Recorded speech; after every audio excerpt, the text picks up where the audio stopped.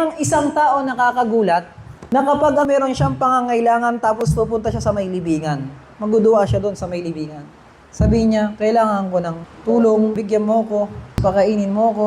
Anong ginagawa ng tao? Pinapaganda lang ng tao minsan yung itsura ng taong patay na para sabihin hingian ng tulong. Kaya minsan ipinagbabawal sa atin pagpunta sa libingan dahil sa mga ganyan mga bagay. Baka yung mga tao, kapag may nakalibing na, isipin niya yung tao na pwedeng hingian ng tulong kasi mabuti yung taong nakalibing dyan. Di ba ganun minsan sa probinsya? Punta ka sa lolo mo doon sa bundok, doon siya nakalibing jobs. Humingi ka ng tulong sa kanya pag may sakit yung anak mo, Jabal. Mag-alay ka sa kanya. Kubili ka ng itlog, alalayan mo ng mga bigas, pati ng mga itlog, katayan mo ng manok, tapos hingi ka ng tulong. Eh yung kinatay mo ng manok na yung pati bigas, kung kinain mo na lang, hindi ka nagsayang ng pera.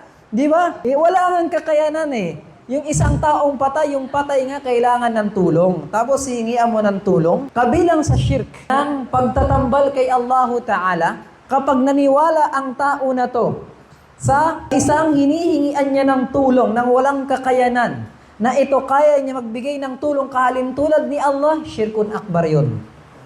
Kahalintulad ng patay. Di ba? May sakit ang anak ni Jabal. Pumunta doon sa may patay. Pagalingin mo anak ko. Kung pwede magsalita lang yung patay. Hindi naman ako hospital eh. Hindi naman ako doktor. Bakit nandito ka sa sementeryo? Nandiyan yung hospital ng Manila, malapit. Kaya dito kapag sino man naniwala na ay yung patay na to, kaya niya mag-manage o magbigay ng tulong sa may buhay kahalintulad ni Allah, sawallah, sino man hinalintulad niya yung patay na to kahalintulad ni Allah, nakagawa siya ng shirk.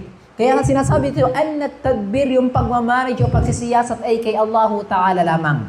Walang may kontrol ng buhay ninyo. O walang may nakakaalam ng buhay ninyo maliban si Allah Ta'ala. Bakit hihingi ka sa isang tao na patay na? O bakit hihingi ka sa isang tao na walang kakayanan? O sa isang rebulto? Di ba? Kaya minsan nakita ko sa YouTube, yung nag-trend, mga sa YouTube, ang ginagawa nyo sa may nakalibing, nagtatawap sila. Di ba? Nagdudua sila sa may patay, tapos hulugan ng pera. Yung pera mo na, pinabili mo ng gamot, tapos yung problema mo. Kasi hinulog mo dun sa may donation box sa may patay. So yun ang pinupunto doon. Sa kalangitan at sa kalupaan, hindi ka pwede manghingi ng tulong kahit sa anghel na malapit kay Allah Ta'ala. Kanino ka lang hingi ng tulong? Kay Allah Ta'ala, magdua ka sa Kanya.